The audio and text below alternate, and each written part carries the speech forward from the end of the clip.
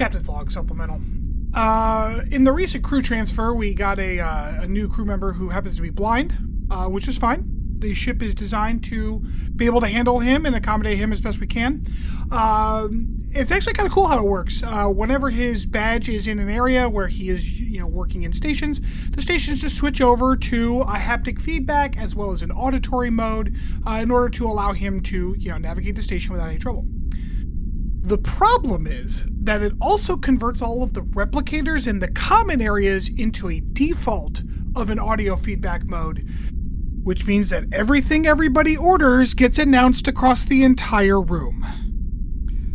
I guess I shouldn't have ordered the Doritos flavored ice cream, but I don't think anyone's going to let me forget about that for a while.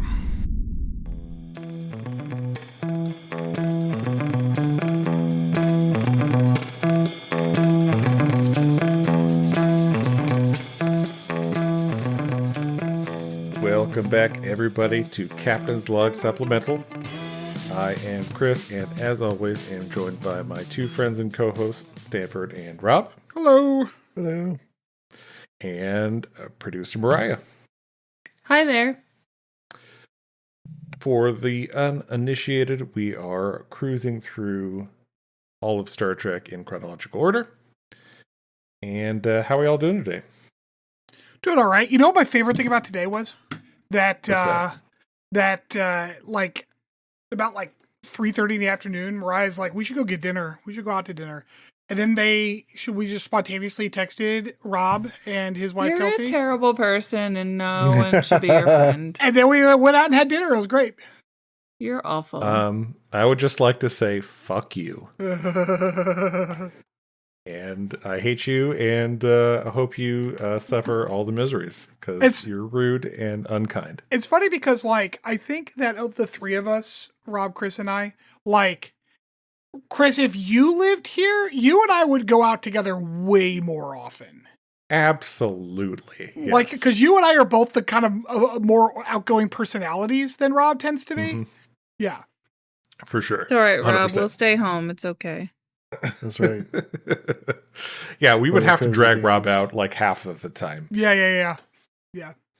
I would be actually, Chris, I would very much like for you to be here and spend time with Matthew because he's exhausting. I know. I understand. You need a break. Help. It's been particularly rough because for this last week or so, I kind of have a sine wave of moods, and this last week has been extrovert mood for me. So I've been let's go somewhere. Let's invite somebody over. Let's do Brian's shut the fuck up.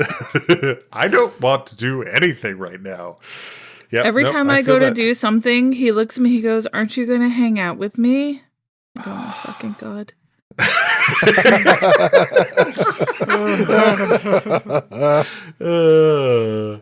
Just the exhaustion in your voice is chef's kiss. It's fantastic. Love you, Stanford. Love you too. So, everyone, so we were watching Star Trek New Worlds, and I'm not going to spoil anything. I'm not going to talk about the show itself. But Mariah says to me, "Oh man, if we ever have to go to a convention or something," thinking when the podcast obviously takes off and we're millionaires, right? Sure. She's like, "Oh yeah, we should cosplay and you should be Captain Daddy." And I said, "Honey, of all of the characters in Star Trek, you're not allowed to say that to me." Okay. So in my defense, I love his hair, Captain Daddy's hair. And Matthew's got really thick hair. And that's what I was thinking. I wanted to fix his hair, and I did not think of the wheelchair. Yeah. It sounds like that's the first thing the two of you thought of. I mean, yeah. yeah." Oh man. Yeah. I've got some sensitivity training to give to my ableist ass wife over here. Oh man, fantastic. No, it's perfect. Well, so today's episode is the 5th episode of season 2, Saints and Imperfection, which is, sure, we'll go with that title. We start off. Yeah, what was the fucking title about? Yeah. I don't know. Doesn't really seem like it related all that much. So I think, and like I could be wrong here. I think it has to do with Section 31. I mean, that is the theme of the episode, right? Like, yeah, my eyes still hurt from rolling about this episode 3 days ago. Look, we'll get there. Okay, we'll get there. All right, so we start off. We running. We running with Burnham. I did. Burnham's doing a Tom Cruise run. Everyone is very concerned about her running as she runs dramatically to engineering. She finds Stamets looking very sadly at the weird blob thing on the floor. Yeah, this is where I wrote, oh, that's right. Tilly is in gross Narnia. I forgot about that. Gross Narnia. But that's the perfect description. Yep. And of course, this whole slow-mo running sequence is narrated by a Burnham speech, because of course. Explaining how Tilly is taking part in The Lion, the Witch, and the Tumor. Yeah.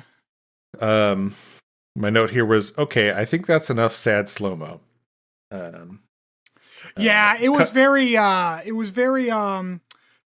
Snyder cut for a minute there with the slow-mo. Yeah.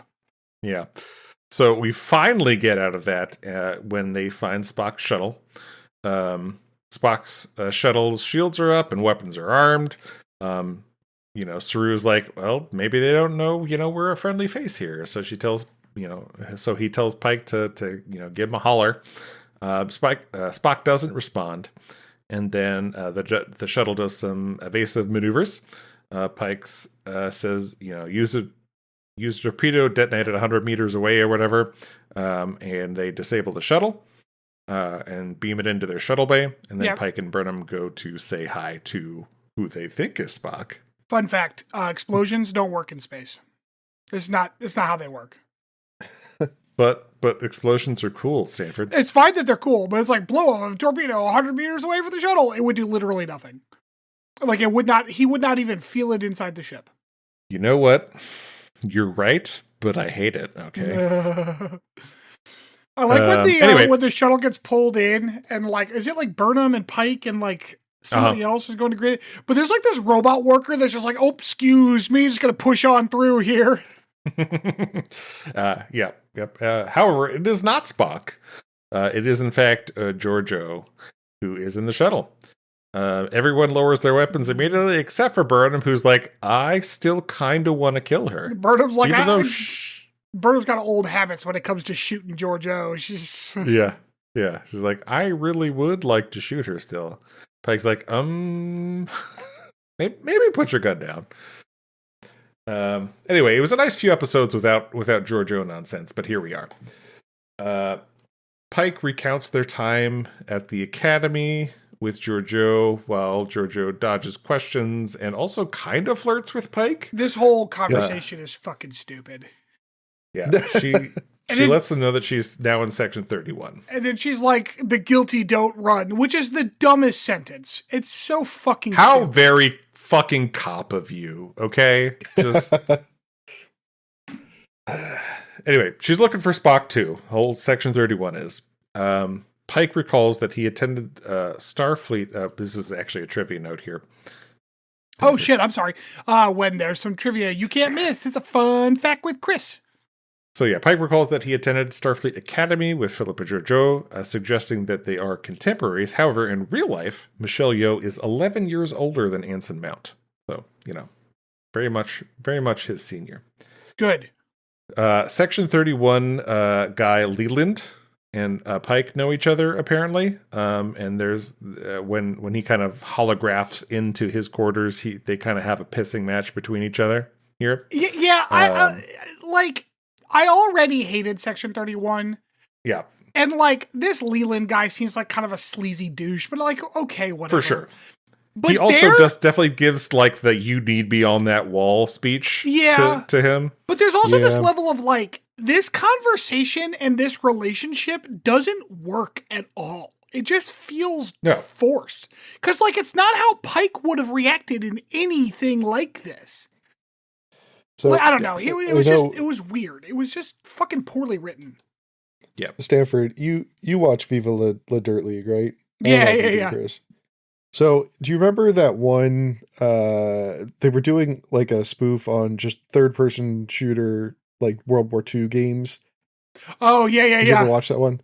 Yeah, and like he gets thrown into a squad, right? And like the one dude is supposed to be his best friend from back home. So he keeps telling them just about all very that shit. obnoxiously, yeah, just like keeps making references to life back home in a small town America. Like that's what this felt like. Yeah, and the player was like, "You are so gonna die." Like,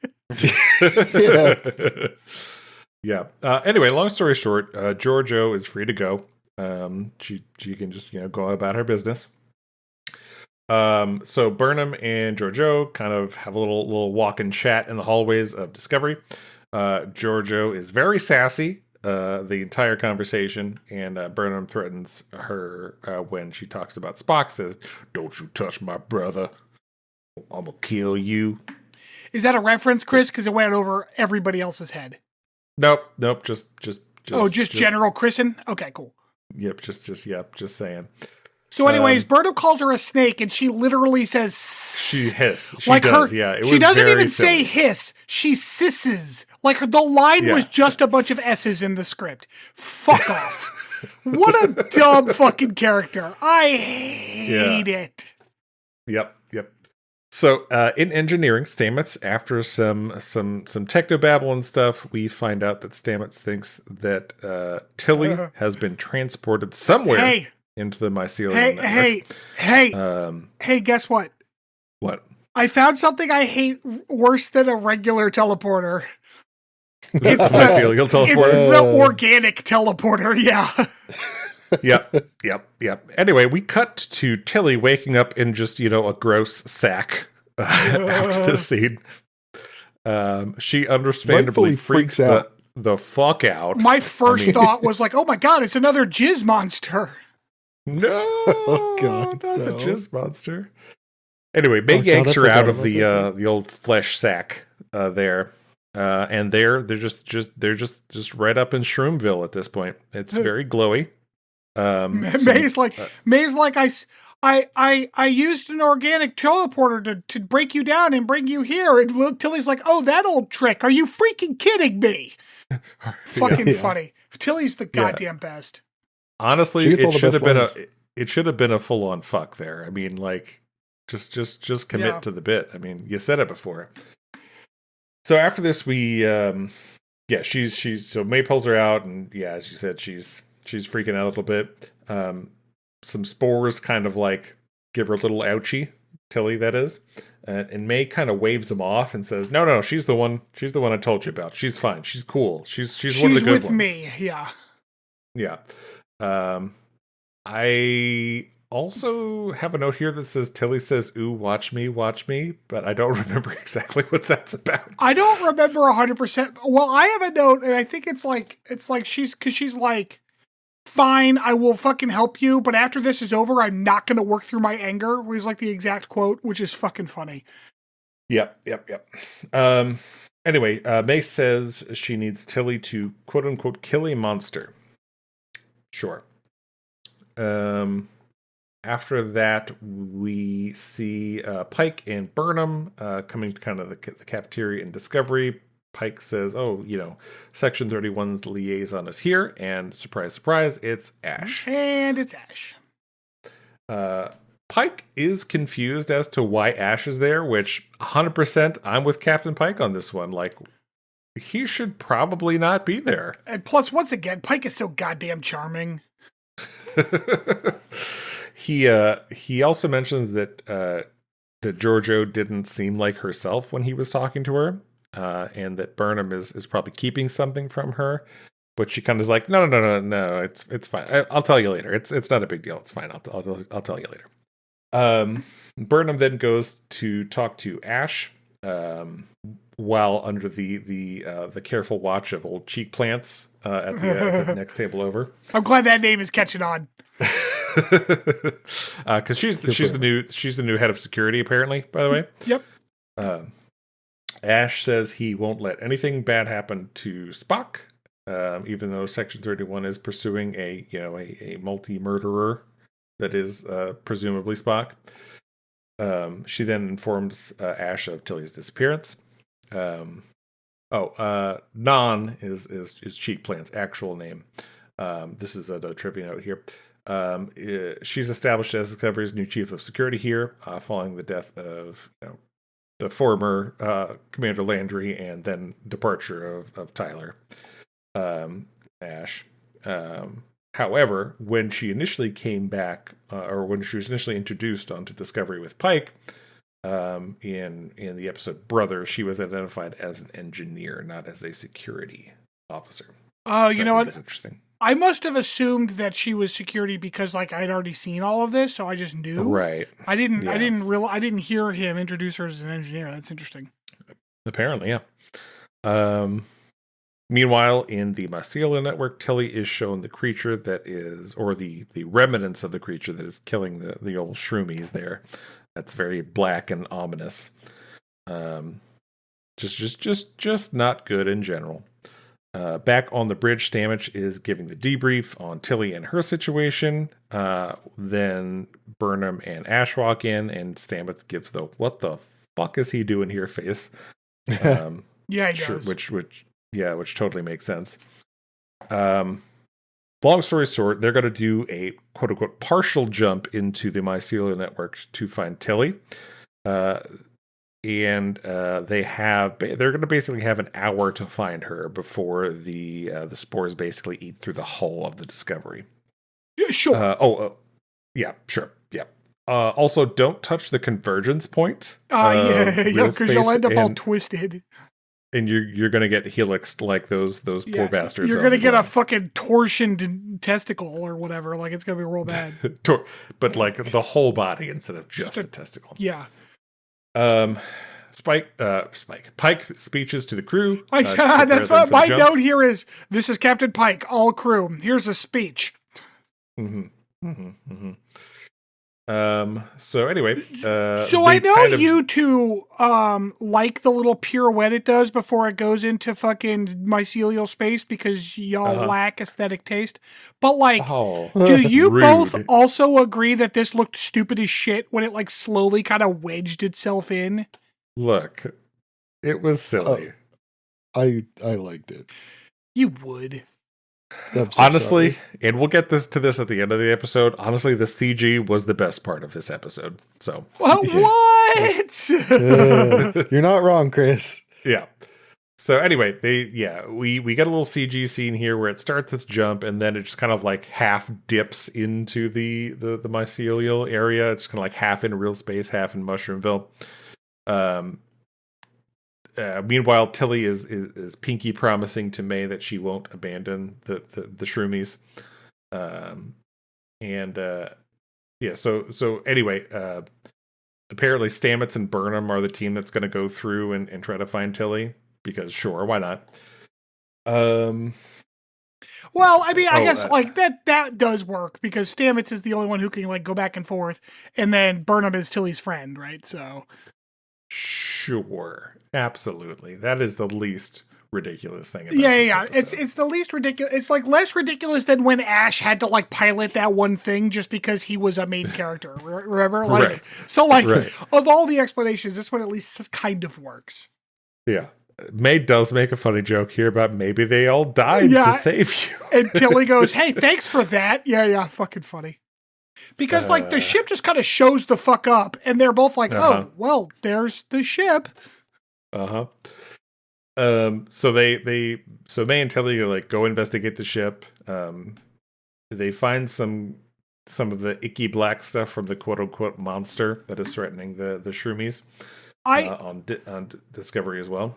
I'm a little miffed, and this is like, this episode reeks of poor writing, and this is one of those times where, like, there is absolutely no surprise or even mention by Stamets or Burnham that their scan shows that Tilly's already on the ship. Like, you couldn't even spare a line of dialogue to be like, where is she? According to my reading, she's 3 decks down or whatever. I'm like, that's like, that's weird. They do later. No, they don't. I mean, like, they say where she is because they're going to go get her, but they don't make any mention of the fact that it's weird that she's already on the ship because, like, she came to them. Yeah. So anyway, May says that the quote unquote monster pursues Discovery every time that they go through the network. And Burnham and Stamets at this point detect Tilly, who they find out is now armed. They're like, why does she have a gun? Well, yeah, because they found her in the armory. They're like, what does she need a gun for? Right. Yeah. So shortly thereafter, they all meet up. Tilly, Stamets, May, and Burnham. Some hugs ensue, and then Tilly explains that the whole monster situation. Before they hear some very distressing wailing going on, and who is that wailing? Well, you guess it. It is, in fact, Dr. Dreamy, who is looking very rough. I was like, he's got some God. very British teeth happening. I was like, if I recall correctly, the monster's Dr. Sexy. Oh, God, that's not sexy. It's very not. I have a question. Yep. Does this make Dr. Dreamy Aslan? Like from Narnia? Yeah. Yeah, He's gross Aslan. Yeah. just brown ass teeth. Just very gross. Yep. May says, "Fucking kill it! Kill it! She is very much pro killing Culber. Unsurprisingly, the rest of the team is not so gung ho about that. Burnham lets Discovery know that they found Stamets. Then they kind of have some like comms going in and out here. Well, and they also say that they found Dr. Culver, and Ash gives this look like, oh shit, that's going to be awkward. Right. Yep. We get a scene here where they kind of like logic their way into confirming that yes, this is indeed a living Dr. Culber here, and not just some type of, I don't know, mushroom ghost. Mushroom ghost, for lack of a better mushroom term. Ghost. Like, that's the technical term. I don't see why you're having trouble with it. Yeah. Meanwhile, things are not going so well in the rest of Discovery as you know, consoles are exploding, things are happening poorly. Ash at this point calls help from the Section 31 ship that just happens to be disguised as a giant asteroid, some type of cloaking device thing. Anyway, they shoot some I don't know, tractor beam anchors that help stabilize the Discovery. Yeah, it's like a tractor beam, but worse. Yeah. We then get some more pissing contest between Pike and Leland here. Yeah, we got some time for quick speeching and. Stamets eventually kind of corners Culber in their quarters. He does some kind of reminiscing to kind of calm Culber down, and then they kind of have a you know, oh, I love you, I miss you, reunion, yay, you're alive again. Meanwhile, May and the rest of the team then enter the room as well. May does some spore thing to stun Tilly and take her gun, and then, you know, of course, threatens to kill Culber, the quote unquote monster that has been killing all of the spore people. And understand that, like, did you catch why he's killing them? Did you figure all that out? Well, yeah, like he was defending himself, right? He was coating himself in bark. Yeah, there's like this crazy ass tree bark that's poisonous to them. That's what that black shit was. Mm-hmm. Yeah, it seems like an important part to leave out in the initial story. Yeah, like he's killing all of us when we try to kill him. And like, I understand that they're like, this is our job, is to process this thing, and it's not working. But there's also this level of like, but y'all know these trees are a thing. Like, why is this guy bothering you? What are we doing here? Just leave him the fuck alone. Leave him alone, yeah. Yeah. So anyway, Tilly talks May down from shooting Culber. We get this kind of half-hearted explanation about how Stamets brought Culber to the mycelial network, like after, during, when he died. You know, just some made up bullshit that doesn't fucking ever get explained any further. Yeah. Sure. Why the fuck not? Yeah. Anyway, shut the fuck up. We get a quick scene here where Jojo threatens Leland. It's like, I got this shit on you. Don't fucking this is pull out. Very dumb blackmail conversation going on here. Yeah. just to give the Discovery an extra few seconds, which, you know, in the grand scheme of the stupidity of this fucking episode, sure. Why the fuck? They had to give Discovery a few extra minutes so that Stamets, Culver, and Burnham could speech at each other right before they go back to safety. Mm-hmm. Mm-hmm. Yep. Speaking of which, they get to kind of the chamber that they're using as the quote-unquote airlock between the two kind of realms or whatever. Culver tries to cross through that barrier, but he can't. His arm just kind of disappears. He Michael J. Foxes, yeah. Yeah. Good description there. Apparently his matter is not the same as he once was, so he can't cross over back to the quote-unquote real world. We get another tearful goodbye here between Culber and Stamets. You know, Culber tells Stamets to let him go, but you know, that doesn't fucking matter at all. That is a dumb conversation that had no need of happening, because guess what? Yeah. Tilly has an answer. Yeah, but Dr. Sexy was saying this speech, so I think that one was okay. Like, why did we have this conversation when literally, as soon as that conversation was over, we had a plan that made that conversation null and void? Although I will say, Tilly's like, hey, why don't you do this? And May's like, how about no, bitch? What the fuck? It's like, but like, yeah, because like that's the thing. Like, if Tilly does the thing that fixes the thing that allows Culber to come back to life, May's like, but we have a connection. We'll lose that connection. And Tilly's like, oh, you're cool, no, girl. Oh no. Yep. Anyway, Tilly Pinky promises May that they'll meet at some point at some time, which I'm pretty sure never actually happens in this show. I'm pretty sure that what Tilly did was promise her soul to the mycelial network so that when she dies, she just becomes like a wandering Dr. Culver figure forever. Yeah. I had a note here that says Tilly Pinky promises, but when she says promise, it almost sounds like hummus instead, which was silly. It made me laugh because like she's like, "Hi, hummus." Yeah, like she said hummus instead of promise, like she didn't. Oh, like she wasn't. Oh shit, like on purpose. Right. That's fucking funny. Oh man. Anyway, after a drawn out kind of jumping back to real space scene, Disco manages to make it back to the real world. All right, hold on. So the Section 31 ship was able to pull Disco out of the mycelial slot at any time. Bullshit. At any time. Yep. But they were like giving them the extra time in order to allow them to finish what they're doing. And then it's like, okay, we got them. Get us out. And Leland walks across the bridge past two other people to hit a button on a console that a third person is working at. Leland, you did not have to hit that button. Let that guy hit that button. He was already over there.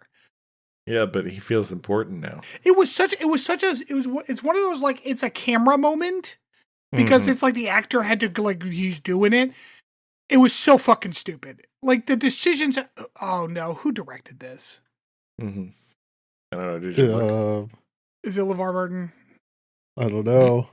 I'm gonna look right now. Hold on, I got it right here. No, it's David M. Barrett. Don't know who that is. He's the one who did magic to make the sadist man go mad. Oh, I like that one. So obviously he can direct, just not this time. Anyway, everyone is back. Yay! Sighs of relief all around. Why does Gene Roddenberry have writer credits for this episode?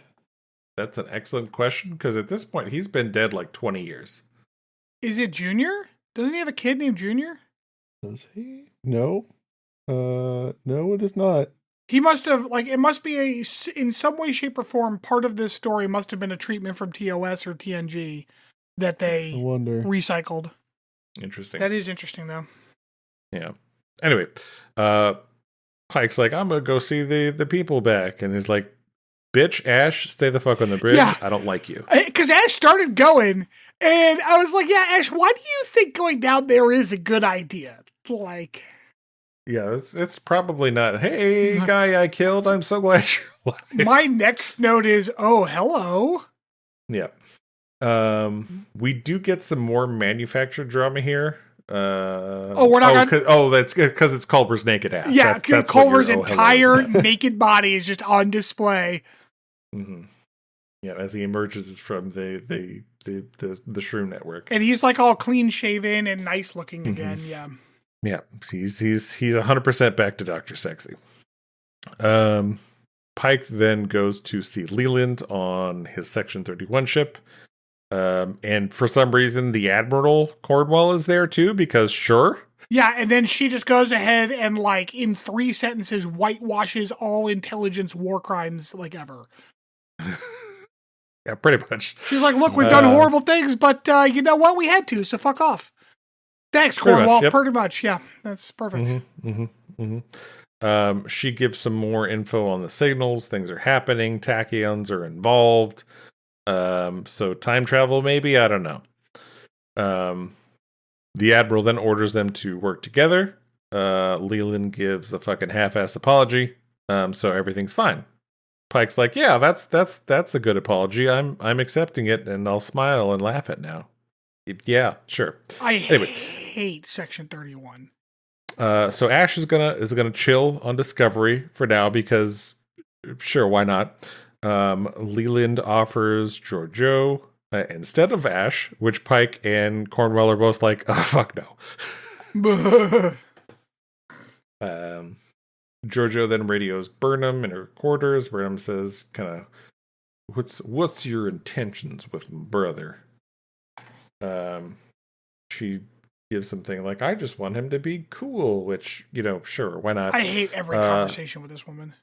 Yep, Burnham doesn't trust her intentions, and nothing's resolved, and we move on. And then we have, we of course bookend the episode with more speeches in slow-mo. Well, yeah, we also, Stamets scans Dr. Sexy. The scanner reads 110% sexy.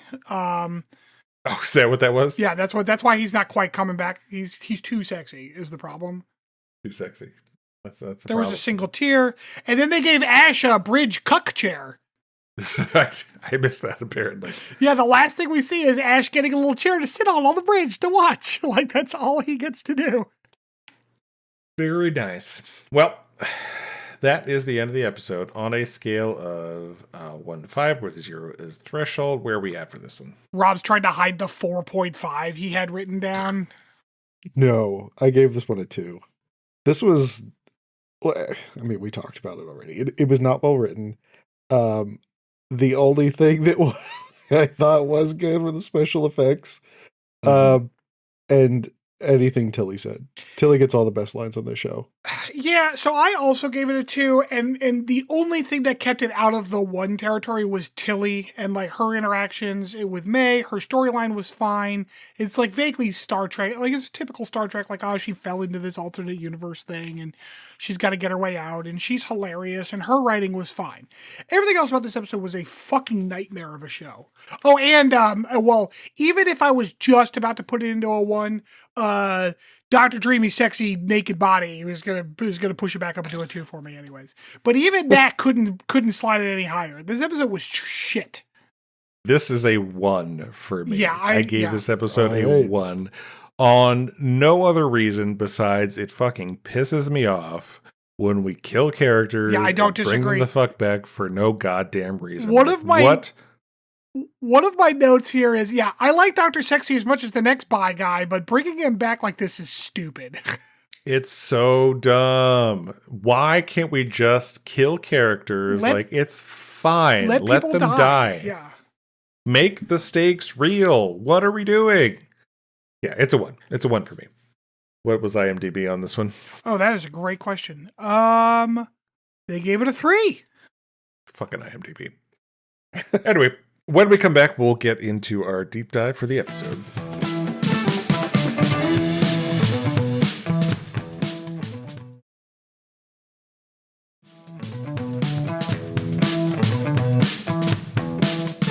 Welcome back, everybody. All right, so for today's deep dive, I figured we'd kind of take a look at characters that died and then came back, because that was obviously the big thing from this episode. And believe it or not, this happens quite a bit in Star Trek. I'm genuinely having trouble thinking of a character that stayed dead. But yeah, that's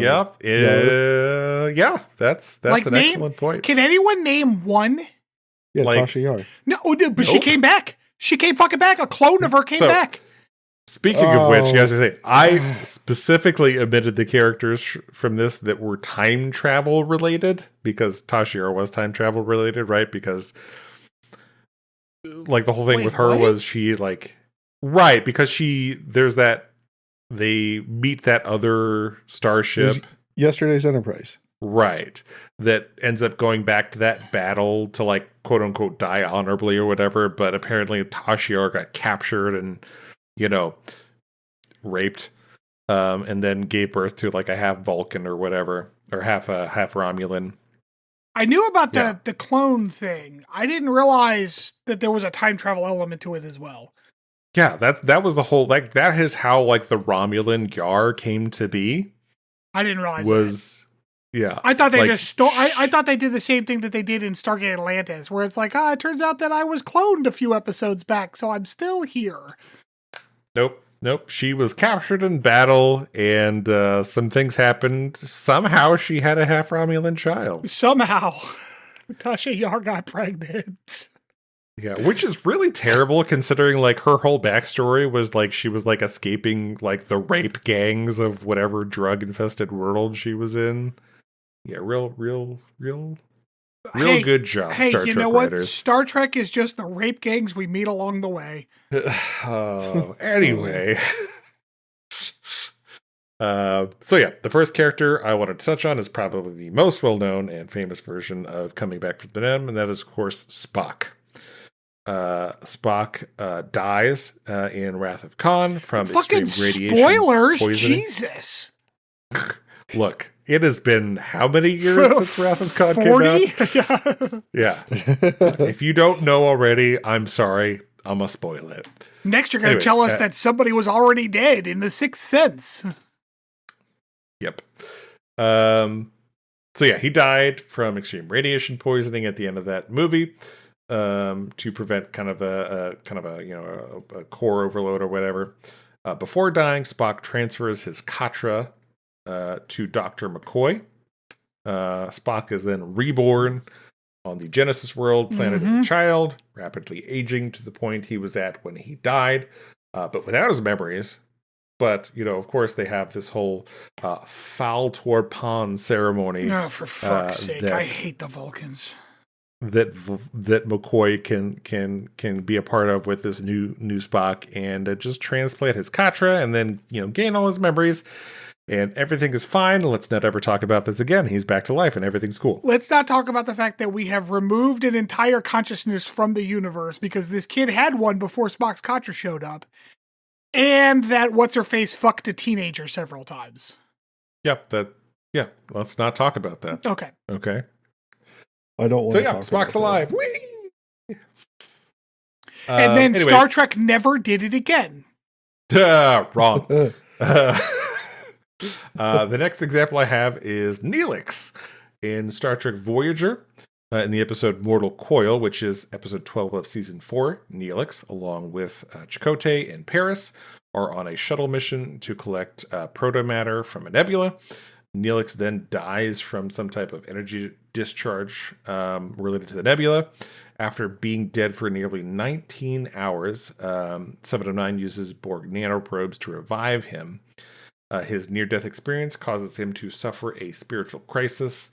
Neelix is deeply distressed because his experiences during his brief death crushed his beliefs about the Talaxian afterlife, where he believed his dead family would be waiting. He even attempts suicide at one point by trying to go back into the nebula before Ensign Naomi Wildman arrives and asks Neelix for comfort, reminding him of his importance and purpose to others, which helps him kind of overcome his crisis of belief. And he realizes that life and relationships with friends and crewmates are what make life meaningful. So I hate when crew members come back to life, but I actually really enjoyed this episode. I think this episode is not bad, and I'm not even sure it's one of those episodes where I almost wouldn't count it on this list because that was the point of the episode, as opposed to just like a cheap return. Yes. I 100% agree, but this is people that died and came back to life, and this 100% qualifies. However, I did purposefully include this because I think this is the reason a good reason to do that storyline. Not just like, we didn't actually want to kill the character, so he's back again. We are looking at this in a actual kind of like narrative story that has an impact. I have a question, though. Yep. So I famously have not watched Voyager yet. Mm-hmm. Isn't Neelix the chef? Yes, Voyager? He is. Okay. What's your question? Why is he a member of an away team heading to investigate? Actually, this has an answer, Rob. If you just think for like one step, why would they need him to do that? Were they going to eat the nebula? No, it's because they don't have enough personnel, so they train everybody to do multiple things, and Neelix is being trained on away mission stuff. Oh, okay. Yeah. It's actually a pretty good little like bit of lore, because like that's why Tom Paris becomes a medic, basically, because they have no medical staff. So like Tom Paris, you're next, and he learns to be a medic. Like it's actually pretty cool. But they use, and why Neelix specifically gets trained on the away mission stuff is because he's a Delta Quadrant local, so he has like knowledge that people don't have. So they're like, you're going to be able to leverage that on the away missions and stuff. And they use him that way in several episodes where it's like, Neelix, hey, we don't know these people. Can you go negotiate for us? And he does, like, and he's good at it too. Yeah. So what order are these going in, Chris? Because there is someone else. None whatsoever. Okay, because there is someone else in Voyager that happened earlier than that particular episode. Okay, I don't have another Voyager, so if you would like to share. Yeah, Kim dies, but then is immediately replaced like by this like. So there's an episode where Voyager gets split, and it's not really timelines. Although I don't know if you're calling it that kind of. I tried to avoid those type of storylines in general because, like, I'm trying to make it the same person. Which, spoiler alert, it's not the same. No. Kim and the baby are actually they are and they aren't the same person. Yeah, it's not quite as bad as like Michelle Yeoh. Like is from a different universe. They're from the same universe. It's not far off, but it is weird. Yeah, because it's like this weird like cloning thing. Yeah. Anyway, the next one I had is Data. Data's death occurred at the climax of Star Trek Nemesis. Data, with his memories downloaded into his brother, B4, leapt into space to disable the Scimitar's Thalaron radiation weapon. He kind of used this phaser to blow up the generator, destroying both the Scimitar and himself. This definitely wasn't a dumb movie, so yeah. It definitely was a dumb movie. No, this definitely wasn't considered one of the worst like pieces of film ever made. Yeah, it was real bad. Yeah, we do get a scene in that movie where Captain Picard and the crew of the Enterprise kind of hold a toast in his honor to kind of toast to his death, as they believed he was gone forever. However, in Star Trek Picard, the memories transferred to B4, while initially not being able to be fully restored, as B4's positronic brain was not advanced enough to handle them, Dr. Alton soon managed to reconstitute a new positronic network. And with the help of Dr. Maddox, Data's memories from B4 were placed into this new, more advanced body, and he was resurrected. This new synthetic being, while being a copy of the original Data, experienced a different existence and became a total individual again, though he initially had no memory of his death on Nemesis. And somehow that's not even the worst example from that show. I'll get there. Oh, I know you will. However, first, I do want to get to Shax, which when the wall really fell? Honestly, what's that? Who's Shax? No, like Shax from Lower Decks. The Bajoran. Yeah. Security officer. More than anything, his arc related to his death is more making fun of this whole concept of characters coming back. That's great. To life. So basically, in the episode No Small Parts, Rutherford came up with this computer virus that would disable the Packled's computer, which they were a threat in the show for a period of time. You know, of all of Lower Decks' masterful stuff, the fact that the Packleds were used still makes me cringe. I am aware of your feelings on the Packlands. Oh God.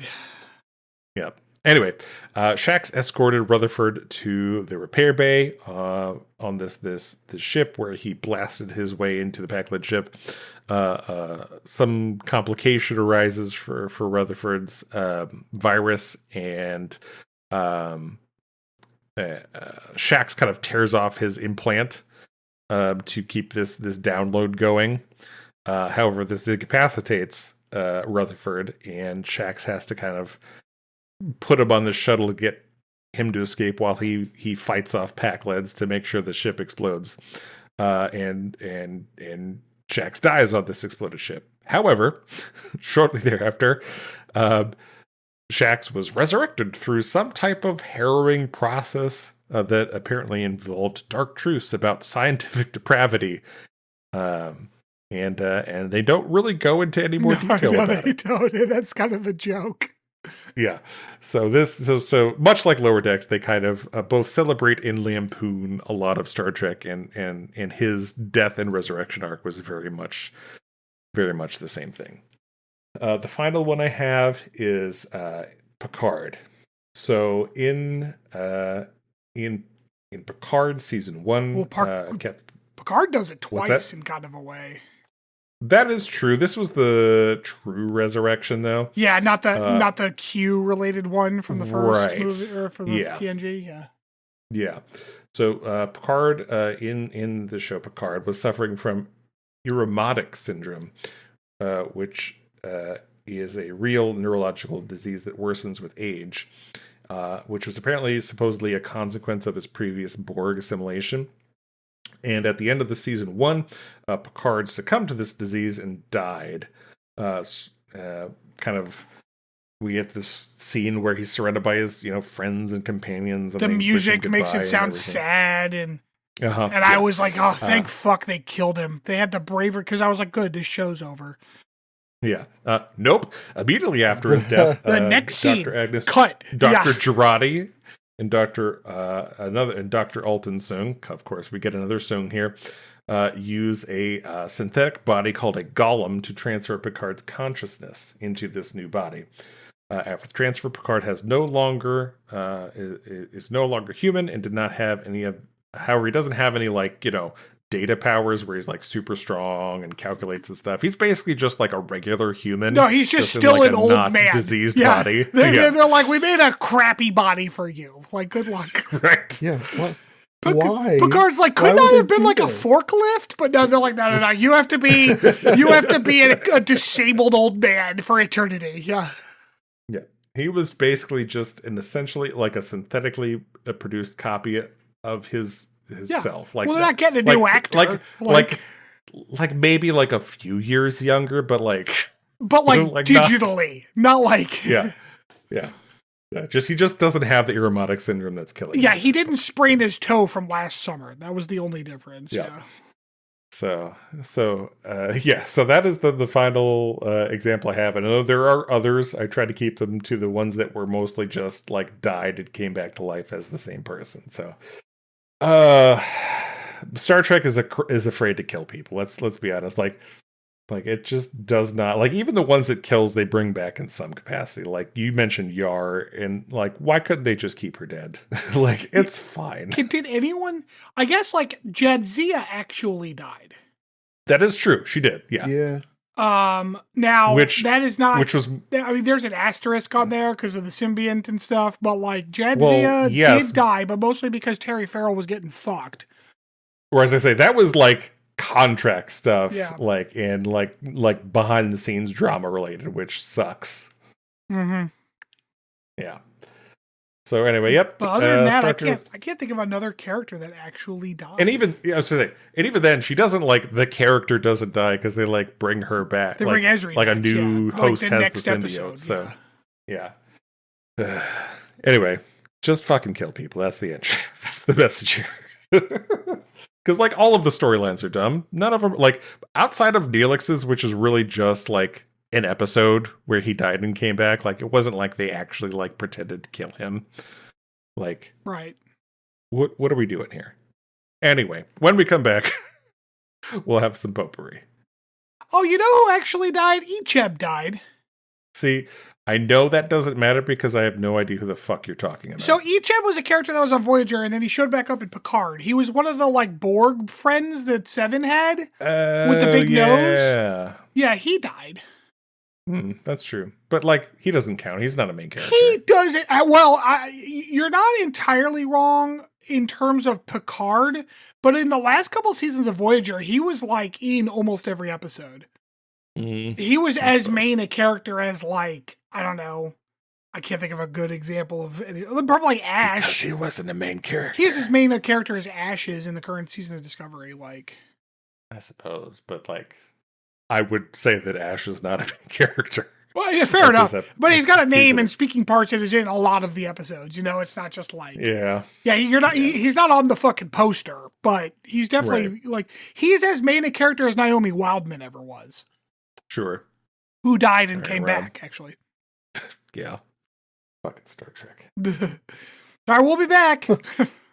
Hooray.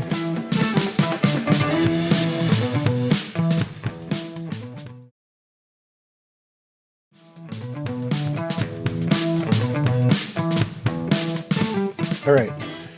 This week for Potpourri, we are going to be playing Complete the Quote.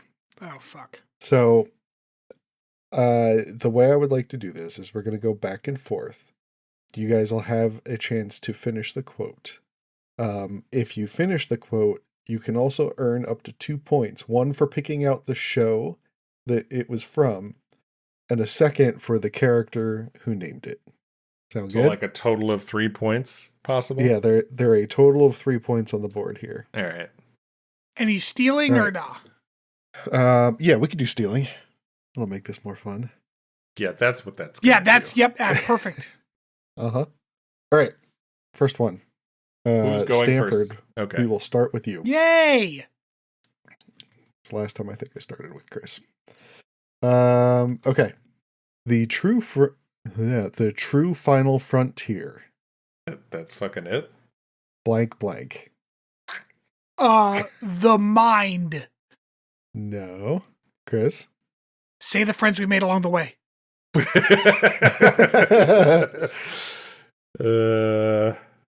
Yeah, I don't know. Is time. Time. I was literally like, I bet it's stupid time shit.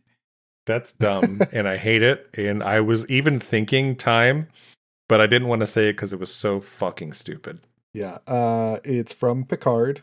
Spoken by Of course Picard. it is. Spoken by who? Picard. Yeah. All right. Yeah. All right, Chris. I am a blank, not a psychiatrist. A physician, not a psychiatrist? No. Stanford? I'm an engineer, not a psychiatrist? No. So this one was kind of a trick. It's I'm a surgeon, not a psychiatrist. Bullshit. It is Bones. Oh, okay. Of course, it's. Well, I knew it was him. Like, who else is going to say that shit? The doctor. He says it more than any other character. Yeah. That is true. That's fair. Yeah. Yeah. But I was like, Stanford. it can't be I'm a doctor, not a psychiatrist, because psychiatrists are also doctors. So I was like, I don't fucking know. That's true. That's why I said physician and not doctor. Yeah, dude, I like that. All right, Stanford. One can be a scientist and still believe in what? Fate. Nope. Chris? God? No. Damn. Miracles. This one's off. from Strange New Worlds. Spock. I think it was in the first episode of Strange New Worlds.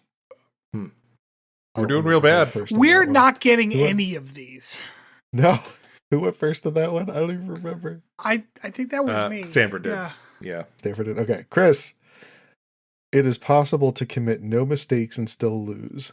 That is not a weakness. That is blank. I actually kind of remember this one. Actually, I think I know this one. Is it being human? Nope. Oh. Stanford? Oh, that was my guess too. Shit.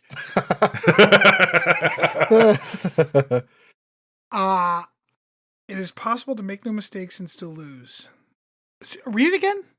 It is possible to commit no mistakes and still lose. That is not a weakness. That is blank. That's life? I don't know. Oh, correct. Oh, shit. All right. All right.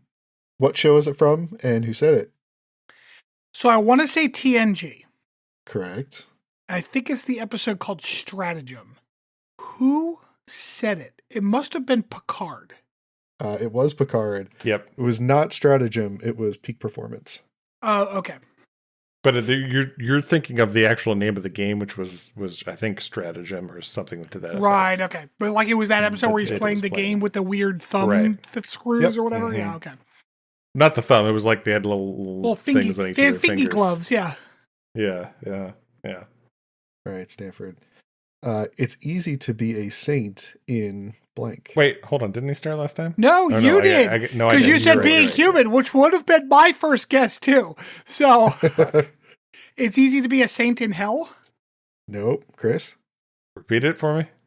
It's easy to be a saint in blank. War? No. Mm. Paradise. This was DS9, Cisco. This doesn't even make any sense. The Maquis You're gonna win with 3 points, Stanford. Fuck yeah, I am, baby. I earned every one of those stupid points. All right, Chris. There's coffee in that blank. Nebula. That is correct. It's Janeway and Voyager. Yep. We're tied. You're on the board. Woo! Finally gets to the fucking easy ones. Right? The next one's going to be the line must. No. We've all, well, I don't know. Stanford, we're making history with every blank. Lightyear. That is correct. Yeah, I knew that one. Yep. Yeah, that's Archer in Enterprise. Yep. 3 points. Chris. Tea, Earl Grey. Hot? Correct. Picard, Next Generation. Correct. Oh, man. Softball. Yeah, what the fuck? I mean, we did history with every Lightyear is pretty softball too. We did that pretty recently. Yeah. Stanford. The most difficult truths are the most important to what? Face? No. Chris?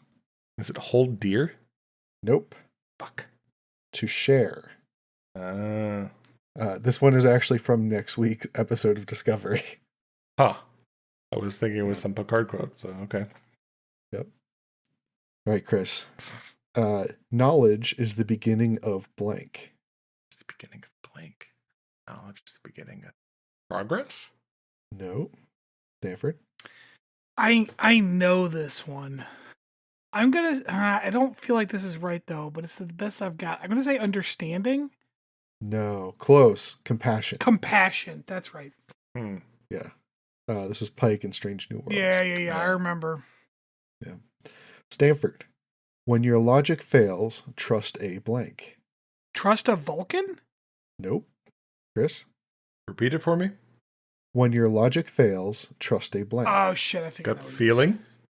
Oh, so close. It's hunch, right? Hunch. It's hunch. Give him. Yep. It's fine. Give him hunch. Come on. I remember as soon as I said it, I was like, no, it's hunch. Yeah. All right. Who says it and what show? Is that Kirk and TOS? No. Yeah. Do I get Tuvok and Voyager. Oh. What was it? Tuvok and Voyager. Oh, I didn't know if I got to steal that part because I'm pretty sure that was Tuvok. Nope. All right. Chris's turn again. I have been and always shall be your what? Friend. Correct. Who says it? The Picard and Next Generation? Jesus, no. Nope. God, man. I can hear his voice saying it. Don't I know that one? You do know that one.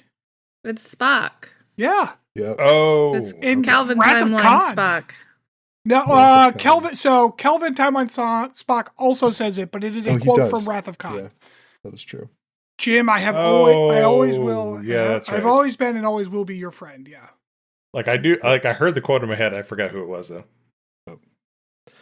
All right. And with that, Chris takes it 8-6. Bullshit. I get those last 2 points, so it tied. No, you don't. He loses 2 points because he didn't know that was Leonard Nimoy. That's not the rules of the game. I win. He loses However 3 points. undeserved I am, I still win. He loses 3 points for the tea Earl Grey hot. Like, fuck off. Oh, God. Whatever. Oh, man. All right. Well, thank you, everyone, for joining us for another week of Captain's Log Supplemental. As was mentioned at the top of the pod, please remember to like, review, subscribe, share us with your friends and family. Anybody who you know might like Star Trek. It really helps get the word for the podcast out. And we will see you all next week. Bye-bye. Fucking rigged ass game is ridiculous.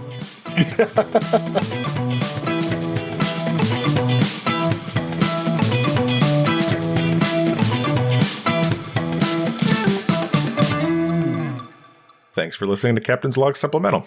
You can follow us on Twitter at PodCLS or send us hate mail at podcls3@gmail.com.